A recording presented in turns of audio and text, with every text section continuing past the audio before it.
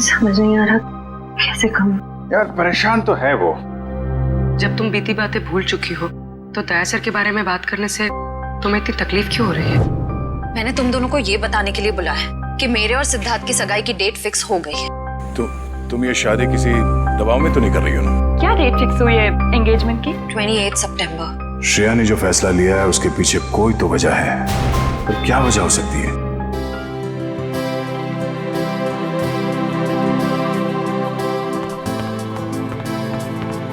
लीजिए पापा आपकी कॉफी। लाओ लाओ लाओ। बिल्कुल वैसी जैसे आपको पसंद है। गरम है आराम से।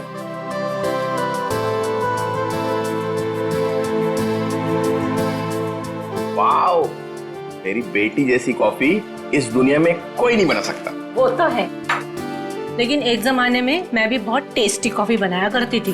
तुम हो ही इतनी टेस्टी। हाँ? मेरा मतलब है तुम आज भी उतनी टेस्टी कॉफी बनाती हो। आप भी ना बेटी के सामने कुछ भी बोल रहे हो। क्यों, क्या हुआ?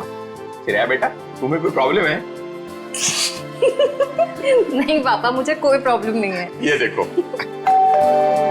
ना आप खाइए, मैं देखती हूँ।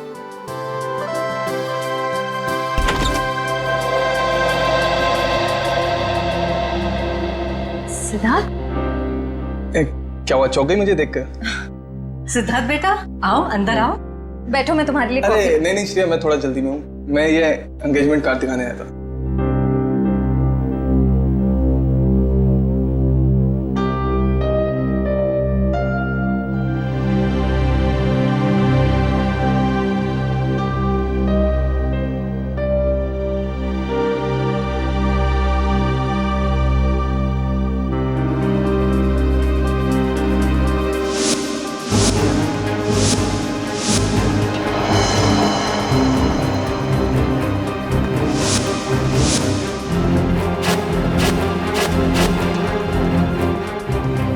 कैसा लगा डिजाइन?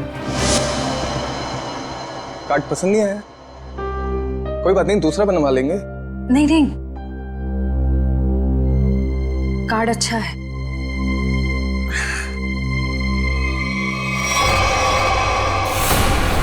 चल चल चल चल चल चल चल चल, हम लोग इस बंगले में छुप जाते हैं। अरे जैसा भी नहीं यहाँ पर।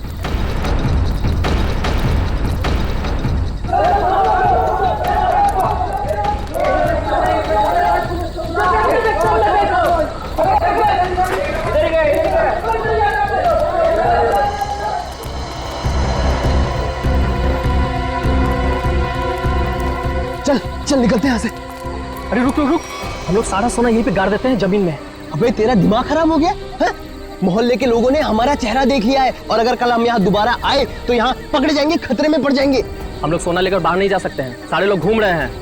और तू खतरों से कब से डरने लगा? अरे खतरों से नहीं, तेरी बेवकूफियों से डर रहा हूँ। देखना एक दिन तेरी सारी बेवकूफियां हमें ले डूबेंगी, समझा? तू बेवकूफ किसे बोला? हाँ, सारा प्लान मैंने बनाया है। सारा प्लान तूने बनाया, इसका मतलब ये नहीं कि जेल भेजने का प्लान भी तू बनाएगा, समझो? जरूरी नहीं है मैं तेरा सारा बात मानूं, समझा? सोना यहीं गाड़ेंगे, यहीं। अच्छा, गाड़ के दिखा। अच्छा,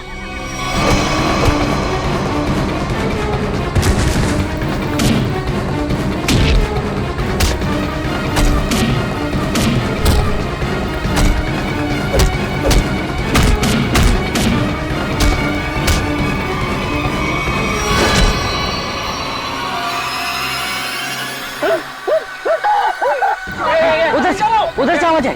चल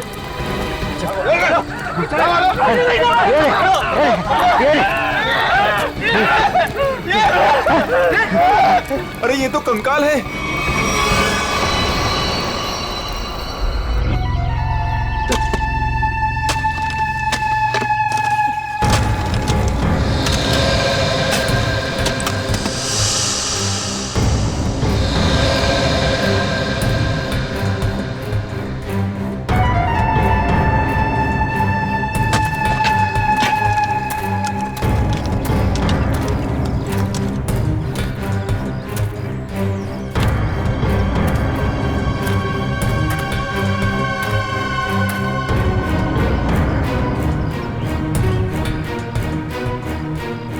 कैसा दिमाग होता है इन मुजरिमों का। खून करके मन नहीं भरा तो डिजाइन बना दी हड्डियों की। सचिन, तुम दोनों एक काम करो, घर के अंदर से अच्छी तरह से तलाशी ले, देखो कुछ ना कुछ मिलता है क्या। हाँ? बॉस, ये देखो, उस सिर पे रहने ये डिजाइन हाथ और पैर की हड्डियों से बना है। ये देखो, ये पैर की हड्डी और ये हाथ की हड्डी। टांगों की हड्डियां अलग अलग लोगों की हैं। हाँ तारिका, अलग अलग इंसानों की है। बस मुझे लगता है कम से कम 2 लोगों का तो खून हुआ है यहाँ पर। सर, हाँ विक्रम। सर, ये बाकी की हड्डियां मिल गई है, इन्हें यहाँ पे दफना के रखा गया था। एक एक हड्डी संभाल के उठाओ, हैं? एक एक हड्डी। ये देखो, जरा देखो, घर के अंदर कहीं खून के निशान मिलते हैं क्या?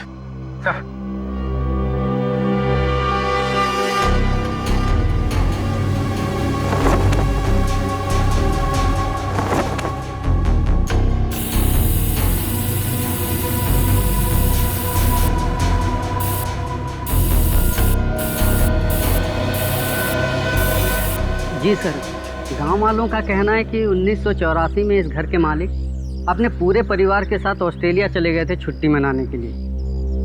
कुछ दिनों बाद उनकी मौत की खबर आई वहां से। पूरी फैमिली समुंदर में डूब गई। अच्छा, एक बात बताइए, ये उनकी मौत के बाद कोई घर का ख्याल वाल रखने नहीं आया था? नहीं सर, दोस्तों और रिश्तेदारों को लगता था कि इस घर में कुछ आत्माएं। आत्मा? अच्छा, आप लोगों ने यहाँ पे आत्मा देखी है क्या? जी सर, कुछ परछाइयाँ दिखती रहती हैं अक्सर। हाँ, और कुछ ऐसी भयानक सी आवाजें भी आती है सर। हाँ? कैसी भयानक सी आवाजें? सर, कभी किसी के चीखने की आवाज, कभी किसी के रोने की आवाज आती है।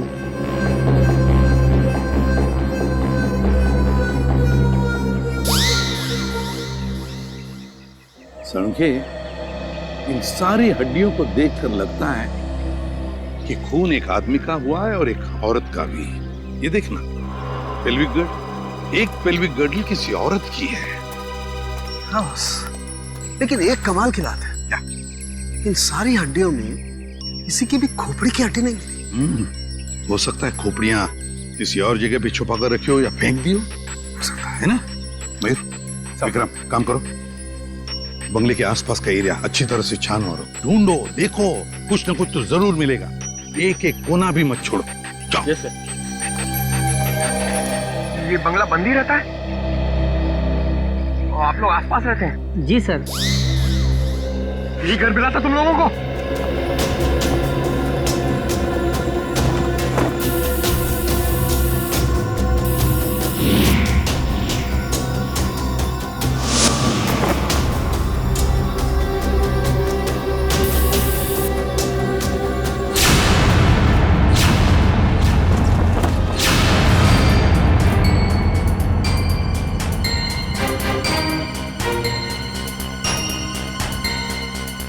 सूखा हुआ खून।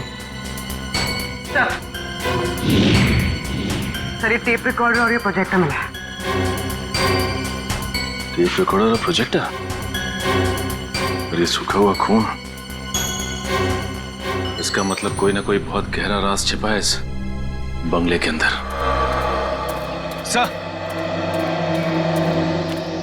खोपड़ी तो कोई नहीं मिली, मगर ये कार की चाबी मिली। कार की चाबी है ना, बड़ी अजीब बात। कार की चाबी है पर यहाँ पर कोई गाड़ी नहीं। एक आदमी एक औरत की हड्डियां हैं पर उनकी खोपड़ियां नहीं। फिर है क्या ये सारा चक्कर? और फिर किसने किया है ये? RAIMA,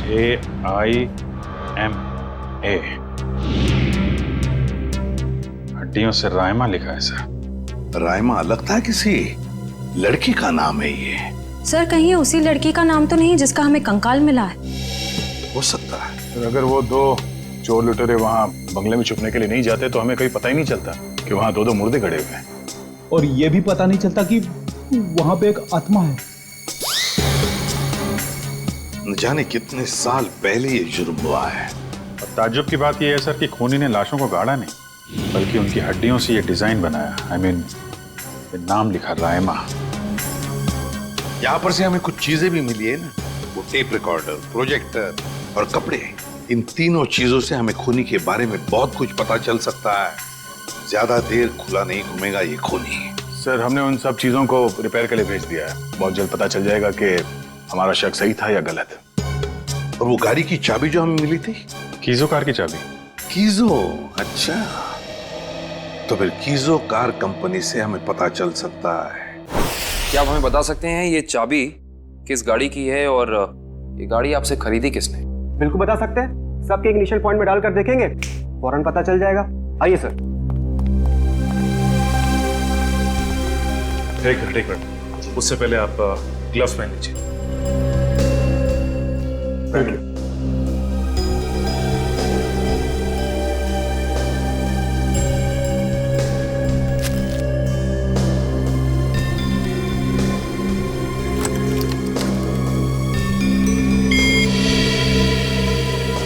नहीं सर।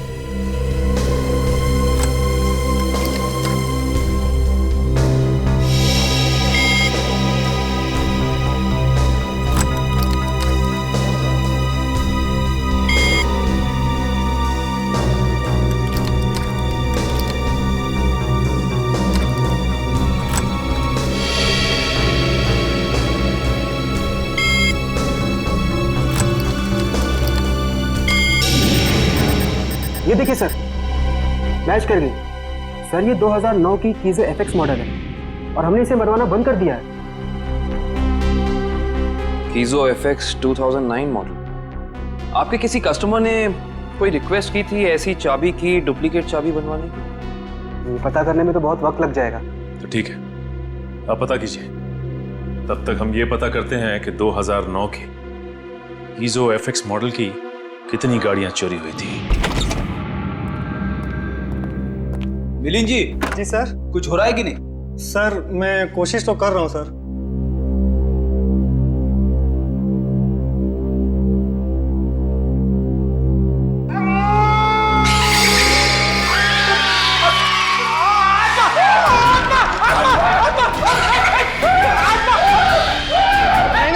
नहीं सर, आत्मा नहीं है, ये तो गलती से फेडर खुल गया था।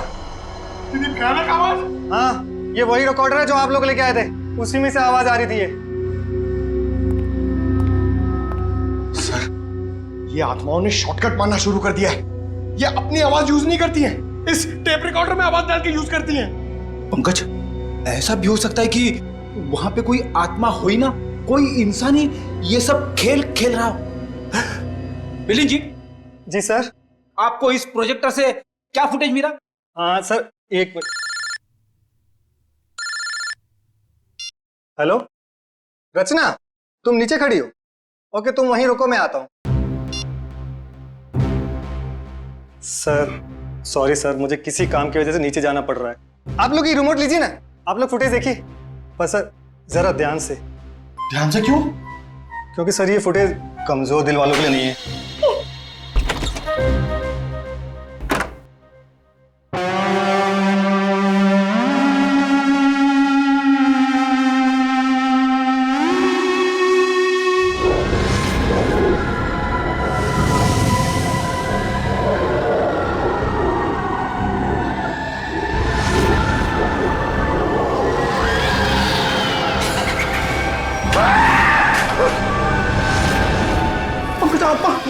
पंकज, पंकज नंबर 13 की आत्मा यहाँ आ गई।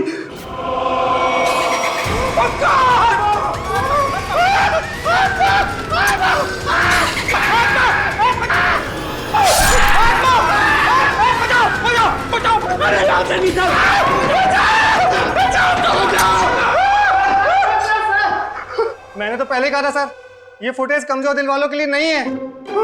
नहीं है। अरे आपको क्या इतनी सी फुटेज मिली थी? हाँ सर, अभी तो यही फुटेज मिली है।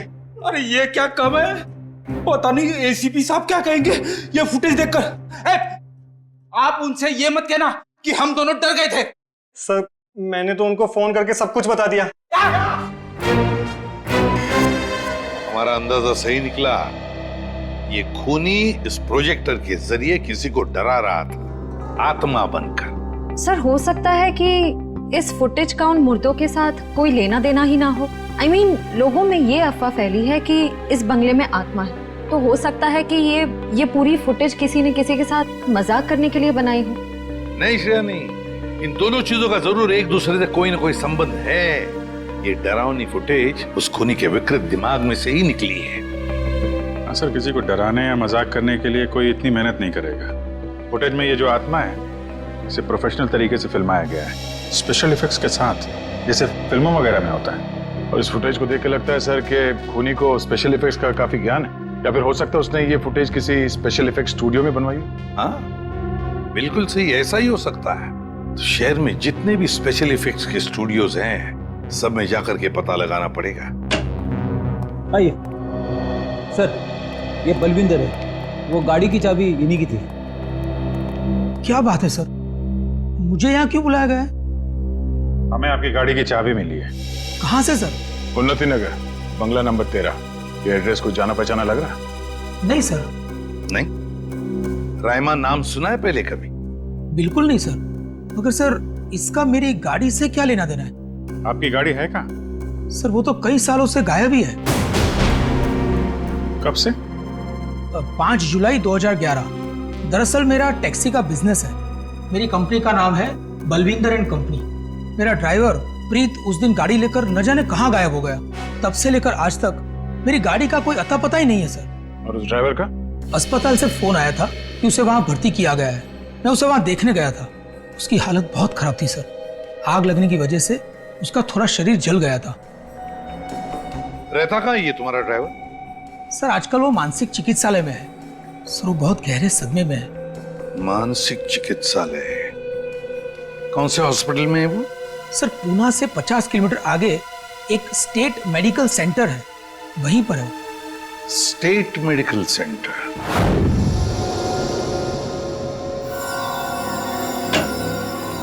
हाँ तारिका जी, कुछ बात बनी? सर चेक कर रहे हैं ना, कुछ ना कुछ तो पता चल ही जाएगा। भाई साहब, मैं दिखाई नहीं दिया आपको? दिखाई? अरे सर, आप तो सपने में भी दिखाई देते हैं। हाँ सर, आज सुबह ही सपना देख रहा था। जैसे ही मैं फॉरेंसिक लैब में आता हूँ, आप इस केस के बारे में कुछ ऐसी बातें बताते हैं कि शाम तक खूनी पकड़ा गया। विजीत, तुमने सपना देखा? जी सर। और सपने में मुझे देखा? जी सर। तुमने सपने में तारिका जी को देखा होगा। जी सर। नहीं सॉरी सर, क्या कह रहे हैं सर आप भी? तो बताइए डॉक्टर साहब, इन कंकालों ने अपनी आप बीती बताई? हाँ, थोड़ी बहुत बातें पता चली है। सबसे खास बात ये कि ये कंकाल वक्त के साथ कंकाल नहीं बने। खूनी ने इन्हें मारने के बाद तुरंत इन्हें कंकालों में बदल दिया है। मतलब खूनी ने इनकी खाल को एसिड से जला दिया है। माय गॉड, इतनी बेरहमी से मौत हुई इनकी। और ये जो कंकाल है ना, ये कंकाल एक आदमी का है। इसकी उम्र 30 से 35 साल है और इसकी लंबाई लगभग 6 फीट के आसपास। और ये जो हाथ पे उंगलियों में आपने निशान लगा रखा है, ये क्या है? हाँ, दरअसल इसकी उंगलियों में, इसकी कलाई पे मुझे बहुत कुछ टूट फूट दिखाई दी। मतलब ये आदमी अपने हाथों का बहुत ज्यादा इस्तेमाल करता है। शायद ये किसी ऐसे प्रोफेशन में होगा जहाँ हाथों का काफी इस्तेमाल होता है, या तो कोई मजदूर या फिर कोई आर्टिस्ट। और ये दूसरा कंकाल लड़की का, उसे क्या पता चला? दया, इस लड़की की उम्र लगभग 30 साल। इसकी लंबाई 5 फीट 4-5 इंच है, बस इससे ज्यादा कुछ पता नहीं चल पाया। और ये जो ड्रेस पे खून लगा है, इसका क्या? टेस्ट करने से पता चला कि ये खून नहीं है, लमाइन रेड नाम का केमिकल है, जिसका इस्तेमाल ज्यादातर फिल्म्स, टीवी सीरियल्स और नाटकों में किया जाता है, नकली खून दिखाने के लिए। तो इसका मतलब किसी ने पूरी तैयारी कर रखी थी, ये बंगला नंबर 13 में किसी को डराने की। पकड़ा जाएगा, वो खूनी भी और वो डराने वाला भी, अगर दोनों अलग अलग है तो। डॉक्टर साहब, कितना टाइम लगेगा ये पता करने के लिए कि कंकाल कितना पुराना है? थोड़ा वक्त लगेगा दया, तुम तो जानते हो कार्बन डेटिंग में थोड़ा वक्त लगता है।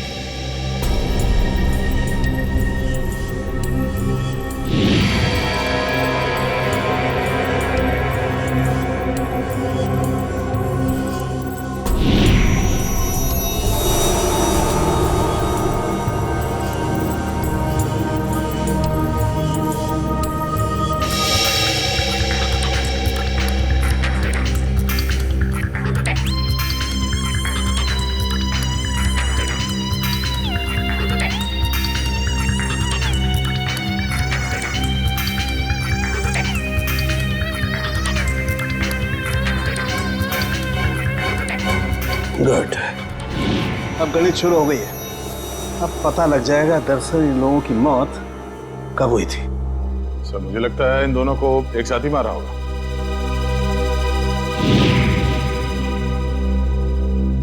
36 से 38 महीने पहले, मतलब 3 साल पहले। 2011 में मौत हुई है इनकी। और उस बलविंदर की कार भी जुलाई 2011 को गायब हुई थी, बंगला नंबर 13 से। सर अब तक तो खूनी शहर छोड़ के भागा होगा, उसे ढूंढेंगे कैसे? भागने दो, कहां तक भागेगा? सीआईडी से नहीं बच सकता। Excuse me. जी सीआईडी से। हेलो सर, मैं आप ही लोगों का इंतजार कर रहा था। अच्छा, जो फुटेज हमने भेजी थी उसके बारे में कुछ पता चला? हाँ सर, उसको चेक किया मैंने और उसके सारे स्पेशल इफेक्ट्स हमारे स्टूडियो में ही हुए थे, लगभग 3 साल पहले। गुड। उस फिल्म का नाम क्या था? सर फिल्म का नाम था आत्मा की चीख। हाँ, और सर वो फिल्म पूरी नहीं हो पाई थी। अधूरी फिल्म की फुटेज।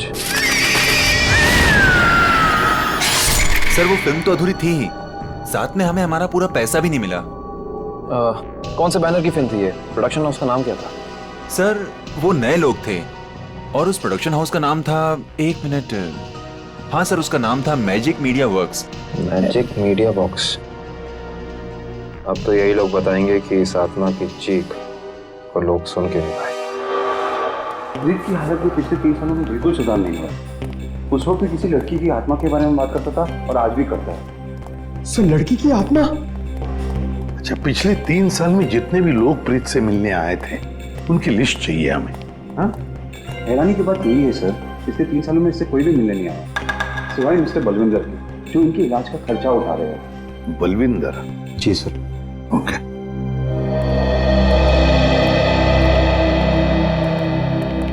प्रीत, ये सीआईडी ऑफिसर्स है, ये तुमसे कुछ बात करना चाहते हैं। सीआईडी? ये सीआईडी क्या होता है? सीआईडी का मतलब है दोस्त। और प्रीत, दोस्त किसे कहते हैं? जो अपना सुख दुख दूसरे दोस्त के साथ बांटता है ना? और हम सब तुम्हारे दोस्त हैं, तो अब तुम हमसे तुम्हारे सुख दुख बांटोगे ना? ठीक है दोस्त। देखो प्रीत, अब मैं तुमसे कुछ कहूंगा, कुछ पूछूंगा, इन सब चीजों का बड़े शांत दिमाग से मुझे जवाब देना। याद करो, जुलाई महीना 2011, तुम उस रात बंगला नंबर 13 में गए थे 2 लोगों को लेकर। हाँ, 2011 बंगला नंबर 13। बंगला नंबर 13, क्या हुआ था वहां पर? तुम लोग मेरे दोस्त नहीं हो, तुम लोग मेरे दोस्त नहीं हो। राइमा ने भेजा ना तुम लोग को मुझे मारने के लिए। राइमा ने भेजा ना? नहीं, राइमा ने नहीं भेजा है। हम लोग दोस्त हैं तुम्हारे। हाँ पक्का? बिल्कुल पक्का, राइमा ने नहीं भेजा है हमें। अब बताओ क्या हुआ था उस रात उस बंगले में, है? बंगला नंबर 13। एक आदमी और औरत ने पैसे दिए थे मुझे उन्हें वहां ले जाने के लिए। ये क्या? राइमा चीख रही है, राइमा चीख रही है, मुझे मार देगी, मुझसे बदला लेना चाहती है। राइमा तुम्हारे पीछे है। ये बात करने की स्थिति में नहीं है अभी। आई एम सॉरी डॉक्टर साहब, 2 मिनट और। सॉरी, मैं आपके केस के लिए मैं अपने पेशेंट की जान खतरे में नहीं डाल सकता। Please cooperate. ठीक है। मुझे मार देगी, मुझसे बदला लेना चाहती है। अभिजीत, एक बात तो पक्की है कि उस रात प्रीत बंगला नंबर 13 में एक आदमी और एक औरत को लेकर गया था, और हमें जो कंकाल मिले हो शायद उसी आदमी और उस औरत के हो। हाँ सर, ये आत्मा वाला ड्रामा करके उनको डराया, मार डाला, फिर सर अलग कर दिया ताकि पहचान ना हो सके। सर ये प्रीत बार बार राइमा आ रही है ऐसा क्यों बोल रहा है? कहीं राइमा जिंदा तो नहीं? इस बात का तो पता लगाना ही पड़ेगा कि प्रीत की बातों में कितनी सच्चाई है और कितना भ्रम। लेकिन एक बात तो पक्की है, इस राइमा का इस केस के साथ कोई ना कोई संबंध जरूर है। इस राइमा की कुंडली निकालो। राइमा।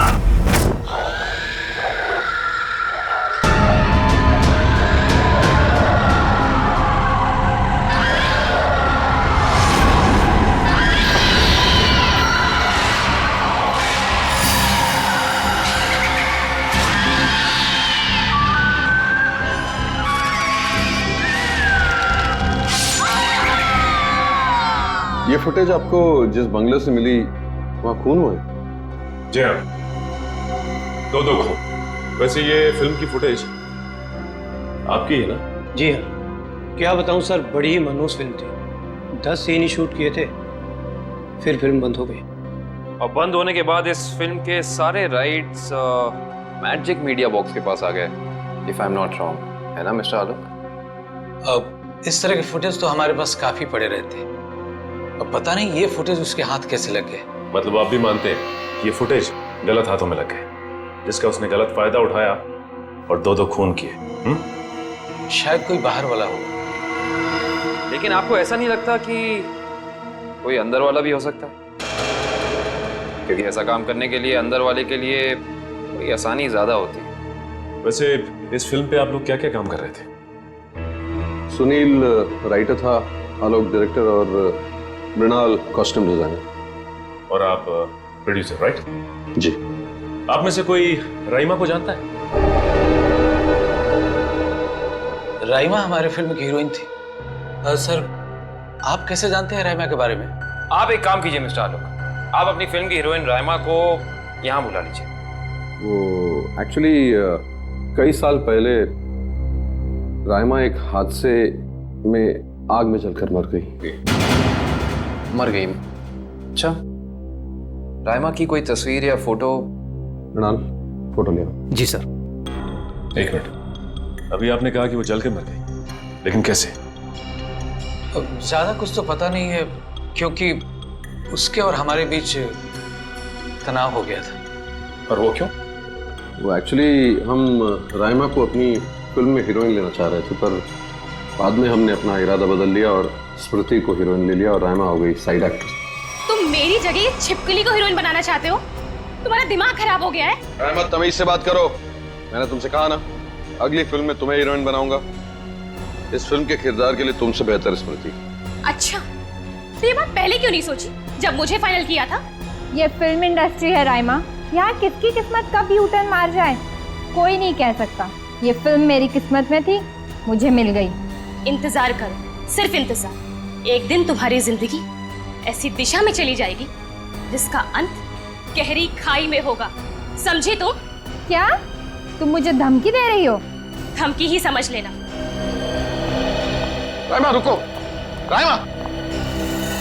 सूरज गया था राइमा को मनाने के लिए, लेकिन कोई फायदा नहीं। एक हफ्ते बाद खबर आई कि एमजे स्टूडियो में आग लगी है और राइमा की मौत हो गई। मुझे अफसोस है, अगर राइमा हमारी फिल्म की हीरोइन होती तो शायद ये दुर्घटना ना होती और आज वो जिंदा होती।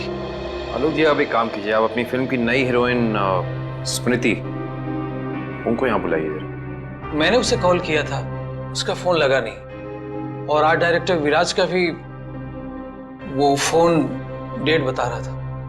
विराज और स्मृति से मिलना पड़ेगा। सर, ये रहे फोटो। ये है राइमा। राइमा ने स्मृति को धमकी दी, उसके बाद राइमा खुद मारी गई। तो फिर ये खून कर कौन रहा है? इसका जवाब तो अब विराज और स्मृति से मिलकर ही पता चलेगा। मैंने पता किया, ये विराज और स्मृति इस ब्लू रोज प्रोडक्शन हाउस में काम कर चुके हैं। गुड निकल, इससे पूछते हैं। अरे सुनिए भाई साहब जी, ये विराज शंकर आर्ट डायरेक्टर, काफी टीवी में और फिल्मों में सेट लगाए हैं इन्होंने। इन्हें पहचानते हैं आप? नहीं सर, मुझे नहीं मालूम। जी, आगे पूछते हैं। एक्सक्यूज मी, हम लोग सीआईडी से। जी। आप विराज शंकर को जानते हैं? विराज शंकर? हाँ सर, मैं जानता हूँ। वो बेचारे बहुत कर्जे में थे, पर फिर पता नहीं क्या हुआ उनका। उनका कोई एड्रेस, कोई पता? सर, इस बारे में कुछ ज्यादा तो पता नहीं है, लेकिन उनको ऑफिस कहीं अंधेरी में है। अच्छा, ये फोटो को ध्यान से देखिए। स्मृति ये फिल्मों में काम करती है, पहचानते हैं आप इन्हें? जी हाँ, इनकी बंद फिल्म के बाद इनको कोई प्रोड्यूसर फिर से रिलॉन्च करना चाहते थे, लेकिन सर ये पता नहीं क्यों बदकिस्मती से ये 2011 में अमेरिका चली गई और उसके बाद फिर लौट के आए हैं। ये स्मृति का कोई अता पता जहाँ हम उनसे मिल सकते हैं? हमें तो नहीं पता, पर उस एजेंसी पे उसका पुराना एड्रेस होगा जहाँ पर उन्होंने चमकार वॉशिंग पाउडर का विज्ञापन किया था। ठीक, थैंक यू। यार एजेंसी से स्मृति के घर का पता निकलवाते हैं।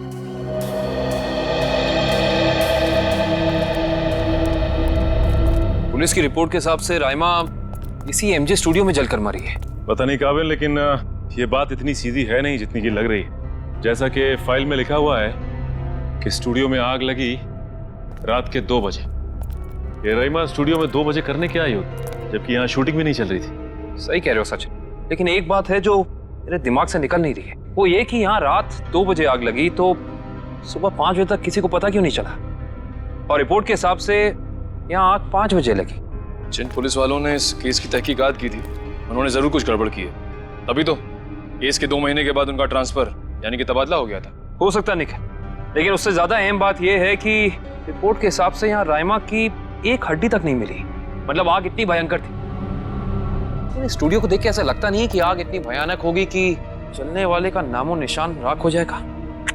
उससे भी अहम बात यह है कि ये स्टूडियो इस्तेमाल में नहीं था, यहाँ पे कोई शूटिंग नहीं चल रही थी। फिर राइमा यहाँ पे आई क्यों? इसका पता तो तभी चलेगा जब हम इस स्टूडियो को अच्छी तरह से छान मारेंगे। देखते हैं क्या मिलता है।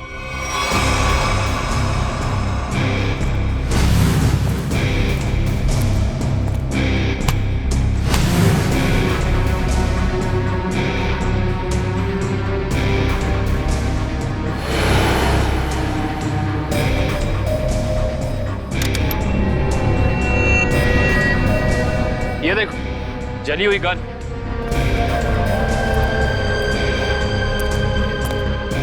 हाँ, ये तो पूरी पिघल चुकी है। पुलिस वालों ने लगता है अपना काम ठीक से किया नहीं, देखा नहीं से पहले। ये भी हो सकता है कि राइमा ये गन किसी को मारने के मकसद से लाई हो, या फिर हो सकता है कि कोई राइमा को मारने के लिए लाया हो। ये भी पॉसिबिलिटी है। जरूर कुछ है यहाँ, देखते हैं और क्या मिलता है।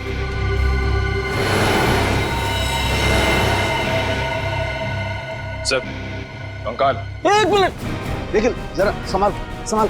करण, शीट ला।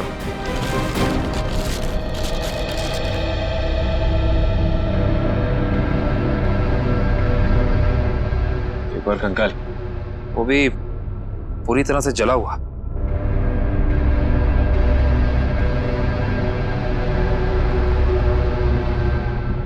बॉस, इसकी पेल्विक गर्डल से पता लगता है कि ये कंकाल किसी लड़की का है। सर, कहीं ये कंकाल राइमा का तो नहीं है?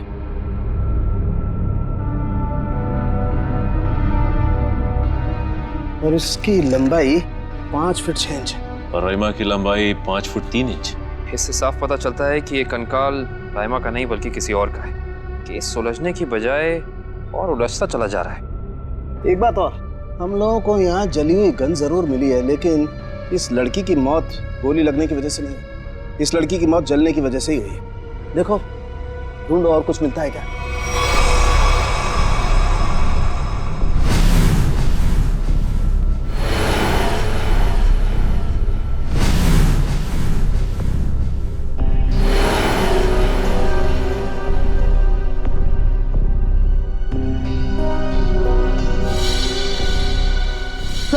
सर ये देखिए सर, बाल बाल।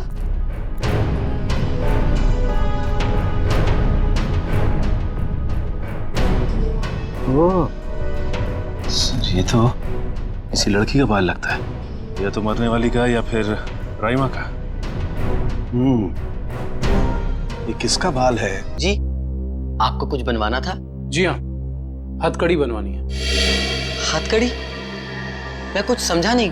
हाँ, अपनी बनाई हुई हथकड़ी खुद अपने हाथों में पहनेंगे तो थोड़ा दुख कम होगा। अब समझ में आया, इतने सालों के बाद ख्याल आया आपको कर्ज के रुपयों का। कर्ज के रुपए?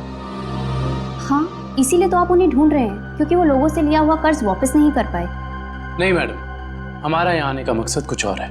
विराज को बुलाई, कहाँ है वो? ये तो कोई भी नहीं जानता। कर्जदारों से परेशान होकर आज से 3 साल पहले जुलाई 2011 में न जाने कहाँ गायब हो गए। जुलाई 2011? सर, 5 जुलाई 2011। सर, मुझे लगता है कि इस विराज के भागने की वजह कर्जा नहीं कुछ और है, जिसका कुछ ना कुछ संबंध उन कंकालों के साथ जरूर है। मुझे तो लगता है उनमें से एक कंकाल विराज का है। याद है सारुण के साहब ने कहा था, आदमी वाला कंकाल किसी मजदूर या आर्टिस्ट का है जिसने जिंदगी भर अपने हाथों से बहुत काम लिया है। और हो सकता है सर शायद वो दूसरा कंकाल स्मृति का हो। ये विराज के परिवार वाले कहाँ रहते हैं? सर जहां तक मुझे पता है उनके परिवार में कोई और है ही नहीं। विराज अकेले ही थे? जी सर। चीज मिल जाती डीएनए सैंपल के लिए तो कंकाल वाला राज खुल जाता। ये सारी पेंटिंग उन्हीं की है ना? जी सर। देखो जरा।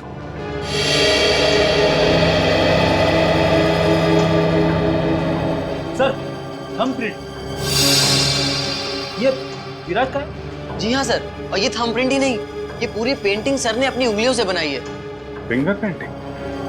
इतना तो काफी है डीएनए टेस्टिंग के लिए। आप लोग? हम लोग सीआईडी से। अच्छा अच्छा, आइए आइए, आप ही ने फोन किया था ना? जी हाँ। दरअसल बात यह है कि हम स्मृति के बारे में आपसे कुछ पूछताछ करना चाहते हैं। पूछिए ना, क्या पूछना चाहते हैं आप? क्या आप बता सकती हैं कि स्मृति का आपके अलावा इस दुनिया में और कोई भी नहीं है? नहीं, उसके माँ बाप बचपन में ही गुजर गए। अब बची है तो ये बूढ़ी दादी, बहुत ही प्यार से पाला है मैंने उसे। ये स्मृति अचानक अपना फिल्मी करियर छोड़कर अमेरिका क्यों चली गई? वो कभी किसी को कुछ नहीं बताती थी, हमेशा अपना मन का करती थी। उस दिन भी उसके मैनेजर का फोन आया, कह रहा था कि मैडम किसी विज्ञापन की शूटिंग के लिए अमेरिका जा रही है। उसके मैनेजर से मैंने पूछा कि कब वापस आएगी वो, तो उसने कहा 3-4 दिनों में। लेकिन पूरे 3 साल हो गए, अब तक उसका कुछ पता नहीं, कुछ पता नहीं। कब की बात है ये, कुछ याद है आपको? कैसे भूल सकती हूँ, 5 जुलाई 2011। सर वो कंकाल भी 3 साल पुराना है सर, कहीं वो। सर कम से कम इतना तो पता कर दो, मेरे बच्चे के साथ हुआ क्या? नहीं वो इस दुनिया में है भी या नहीं? जब तक इस राज का बोझ मेरे दिल पर रहेगा, मैं इतना चैन से जी पाऊंगी न मर पाऊंगी। देखिए, मैं आपसे वादा करता हूं कि सच क्या है इसका हम पता लगा लेंगे। प्लीज आप अपना ख्याल रखिए, ठीक है? हाँ डॉक्टर साहब, डीएनए की रिपोर्ट आ गई क्या? हाँ, पेंटिंग पर जो सूखा हुआ सलाइवा मिला था, वो सलाइवा ये बताता है कि वो आदमी वाला कंकाल विराज का ही है।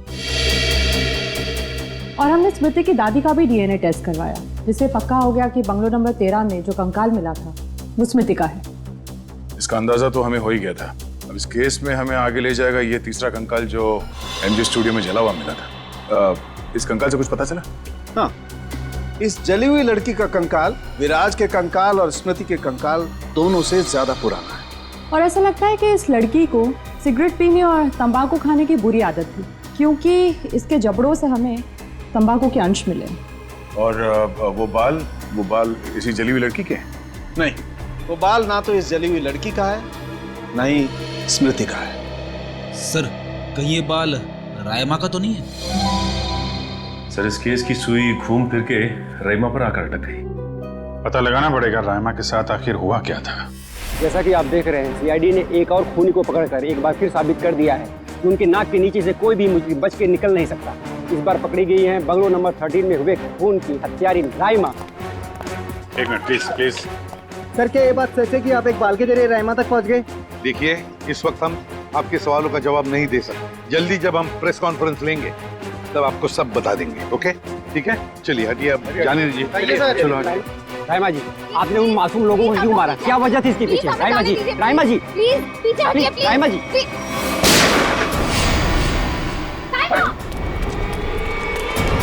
पकड़ो उसे।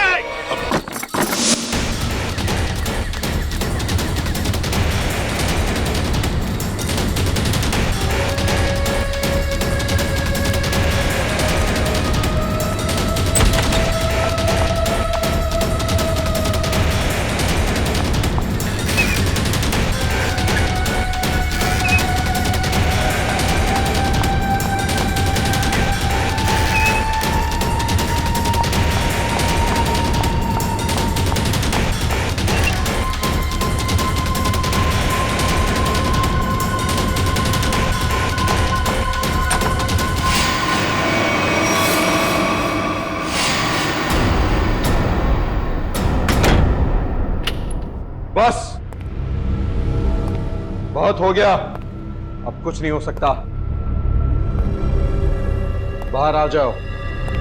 ये कहानी इसी घर से शुरू हुई थी और खत्म भी इसी घर में होगी, आज ही।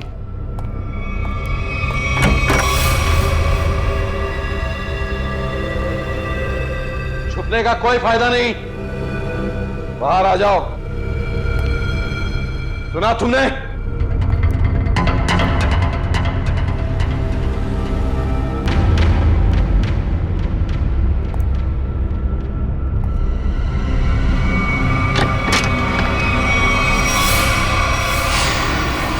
बहुत हो गया नकली रायमा बनने का नाटक। पर come on, move.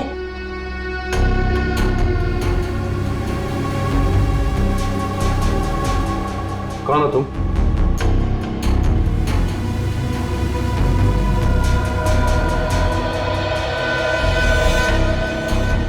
CID office, पूर्वी।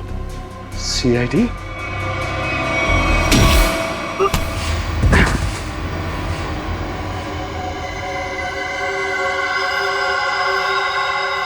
मैं और राइमा एक दूसरे से बहुत प्यार करते थे, इसलिए जब हीरोइन का रोल राइमा की जगह प्रीति को मिला तो तुम्हारे दोनों कानों से धुआं निकलने लगा है?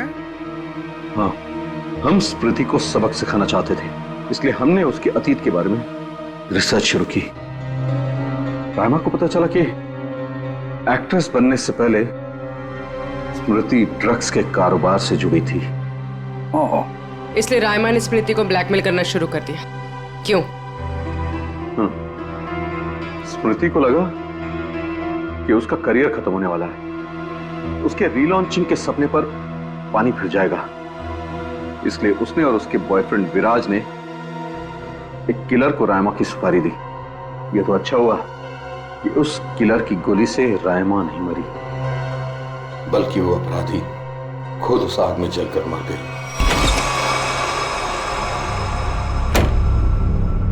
विराज, स्मृति, कहाँ हो तुम दोनों?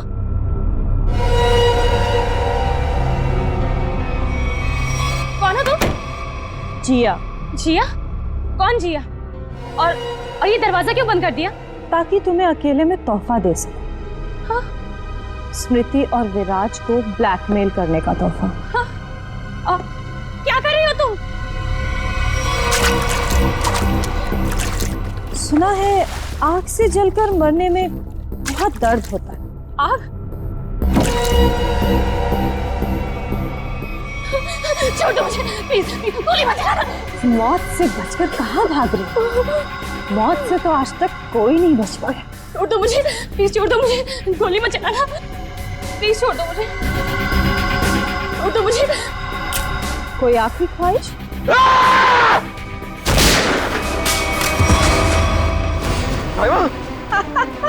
रायमा, मैं तुम्हें कुछ नहीं होने दूंगा।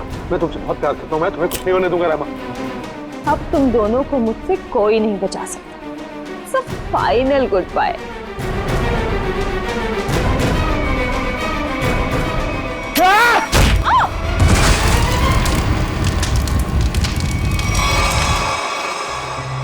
और राइमा, उसका क्या हुआ?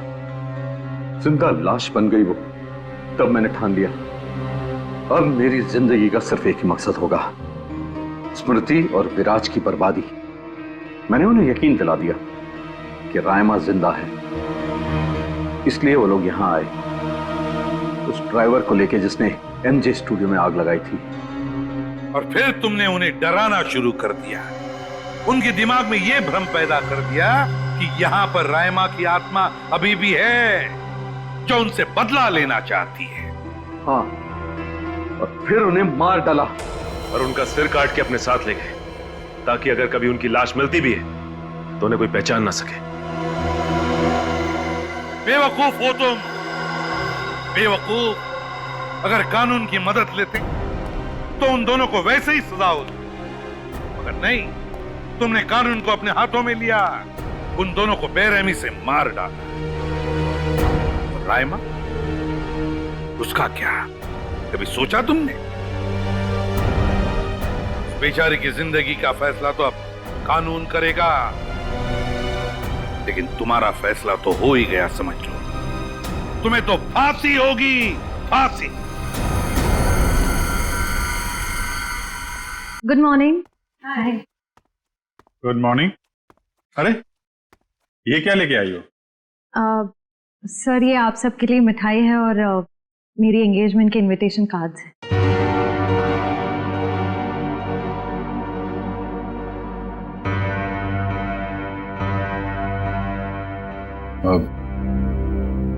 तारीख पक्की होगी? जी सर, 28 सितंबर। अच्छा। दो हफ्ते बाद ही है। काफी तैयारी करनी होगी आपको तो। सर ज्यादा कुछ तैयारियां करनी नहीं, सिद्धार्थ को भी मेरी तरह एक छोटा सा ही फंक्शन चाहिए था। ये तो बहुत अच्छी बात है। Congratulation Shreya. Thank you sir. चलो मुंह मीठा कराओ। हाँ श्योर।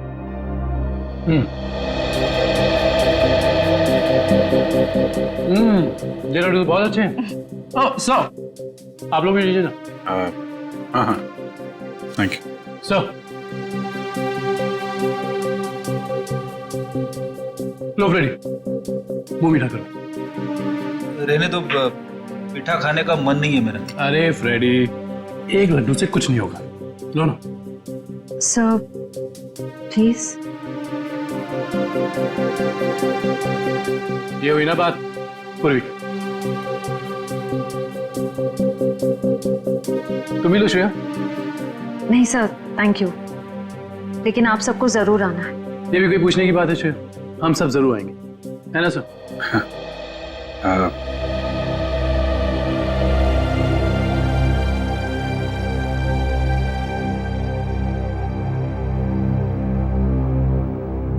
सर आप आएंगे ना?